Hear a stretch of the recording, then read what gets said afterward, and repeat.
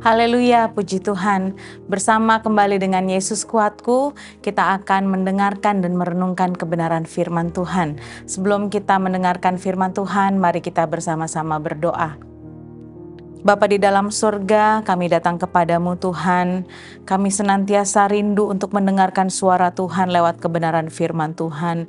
Itu sebabnya kami buka hati kami izinkan Roh-Mu bekerja, supaya setiap benih firman Tuhan yang akan ditaburkan dapat tertanam di dalam hati kami, dan kami boleh renungkan itu dan kami lakukan di dalam kehidupan kami, supaya kami menjadi anak-anak Tuhan yang semakin bertumbuh di dalam iman dan pengharapan kepada Kristus. Terima kasih Tuhan, kami siap untuk mendengarkan suara-Mu di dalam nama Tuhan Yesus Kristus. Haleluya. Amin. Puji Tuhan, saudaraku yang kekasih, mari kita sama-sama membuka Alkitab kita yang terdapat di dalam kitab Yeremia pasal yang ke-29, ayat yang ke-11. Saya bacakan buat kita semua. Sebab aku ini mengetahui rancangan-rancangan apa yang ada padaku mengenai kamu. Demikianlah firman Tuhan, yaitu rancangan damai sejahtera dan bukan rancangan kecelakaan, untuk memberikan kepadamu hari depan yang penuh harapan. Saat itu, ada banyak nabi-nabi palsu di tengah-tengah bangsa Yehuda yang sedang ada di dalam pembuangan di Babel. Dan mereka berkata bahwa penghukuman itu atau pembuangan di Babel akan segera berakhir. Tetapi melalui Nabi Yeremia justru Tuhan berbicara dan Tuhan mengingatkan kepada mereka bahwa mereka harus menetap dan bahkan mereka harus membangun kehidupan di Babel selama 70 tahun. Tuhan memberikan pesan ini agar mereka bersabar, agar mereka mengingat bahwa Tuhan tidak meninggalkan mereka. Sekalipun mereka ada dalam pembuangan, namun Tuhan telah menyiapkan pemulihan bagi mereka. Sekalipun mereka ada dalam masa-masa yang sulit, tetapi Tuhan mengingatkan agar mereka tetap percaya kepada Tuhan. Di dalam ayat yang ke-11 ini dari pasal yang ke-29 kitab Yeremia, ada pesan Tuhan kepada bangsa Yehuda, yaitu tentang rancangan damai sejahtera. Tuhan berpesan, Tuhan mengingatkan mereka bahwa damai sejahtera yang Tuhan berikan kepada mereka bukan hanya tentang perasaan damai atau keadaan damai, tetapi damai sejahtera yang Tuhan siapkan adalah damai sejahtera yang mencakup banyak hal, dan itu termasuk kesejahteraan bagi mereka, dan tentu yang terutama adalah pemulihan bagi mereka.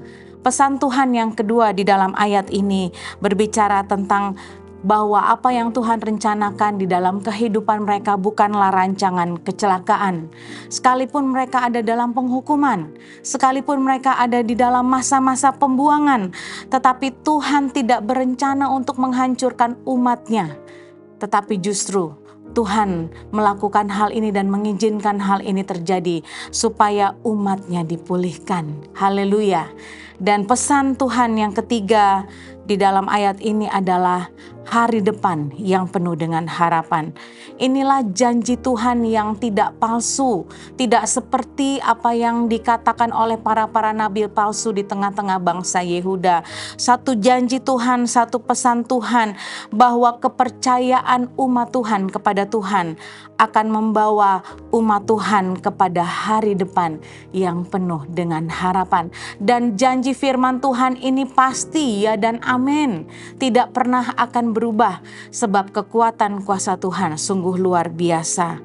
Saudara yang kekasih, sebagai umat-umat Tuhan yang hidup di akhir zaman ini, di dunia yang semakin jahat ini, sudah sepatutnya lah kita menaruh kepercayaan penuh kepada Tuhan yang berdaulat atas hidup kita. Let Him cook.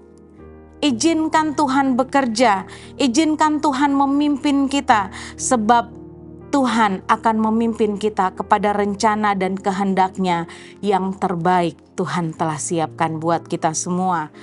Dan saudara percayalah, ketika kita mengizinkan Tuhan bekerja di dalam kehidupan kita, Dia akan berkarya dengan ajaib. Haleluya.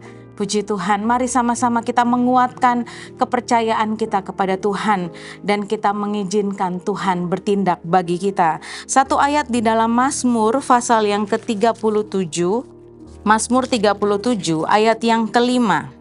Di sana firman Tuhan katakan, serahkanlah hidupmu kepada Tuhan dan percayalah kepadanya dan Ia akan bertindak. Haleluya.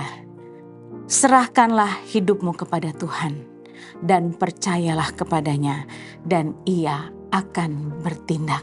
Saudara, maukah saudara mempercayakan kehidupan saudara sepenuhnya kepada Tuhan? Maukah saudara mengizinkan Tuhan bertindak di dalam kehidupan kita? Salomo di dalam kitab Pengkhotbah pasal yang pertama ayat yang ke-14. Pengkhotbah pasal yang pertama ayat yang ke-14 di sana dikatakan, aku telah melihat segala perbuatan yang dilakukan orang di bawah matahari. Tetapi lihatlah, segala sesuatu adalah kesia-siaan dan usaha menjaring angin. Saudaraku yang kekasih, kalau kita tidak menaruh kepercayaan kita kepada Tuhan, kalau kita tidak benar-benar berserah kepada Tuhan sepenuhnya, mengizinkan Tuhan bekerja, mengizinkan Tuhan memimpin kita di dalam rencana dan kehendak-Nya, maka apapun yang kita lakukan, apapun yang coba kita selesaikan dengan pikiran kita sendiri, dengan kekuatan kita, maka semua itu akan menjadi kesia-siaan seperti usaha menjaring angin. Oleh sebab itu saudara, let Him cook. So let Him cook because He knows what He's doing. Sebab Dia Allah yang tahu apa yang Dia sudah kerjakan bagi kita dan apa yang Dia akan kerjakan di dalam kehidupan kita. Percayalah bahwa Dia Allah yang tahu apa yang terjadi di dalam kehidupan kita. Dia Allah yang peduli, Dia Allah yang mengerti, dan Dia Allah yang sanggup menolong kita semua. Mari percayakan segala sesuatu kepada Tuhan, sebab Tuhan sudah menyiapkan rencana yang terbaik di dalam kehidupan kita semua. Mari kita berdoa. Bapa di dalam sorga, terima kasih Tuhan. Kau sungguh baik di dalam kehidupan kami. Sekalipun kami harus melewati masa-masa sulit, sekalipun karena ketidaktaatan kami Tuhan, kami harus melalui masa-masa yang dipenuhi dengan kesesakan di dalam kehidupan kami. Tetapi Tuhan, Engkau tetap baik Tuhan. Engkau tidak berubah. Engkau tetap mengasihi kami, bahkan Engkau mempedulikan kehidupan kami sehingga Tuhan tidak mau kami binasa. Melainkan Tuhan senantiasa rindu untuk memulihkan kehidupan kami. Tuhan, tolong kami Tuhan. Kalau saat ini kami belum benar-benar percaya sepenuhnya kepada Engkau, kalau kami belum mengikuti pimpinan Tuhan, kalau kami belum mau menundukkan diri kami kepada kedaulatan Tuhan, kiranya Engkau lembutkan kami semua Tuhan, supaya kami dapat menyerahkan segenap kehidupan kami ke dalam tangan Tuhan, untuk Tuhan pimpin, untuk Tuhan bawa kepada rencana Tuhan yang indah dan yang terbaik yang Tuhan sudah siapkan kepada kami. Ajar kami percaya Tuhan, ajar kami benar-benar menggantungkan pengharapan kami hanya kepada Tuhan.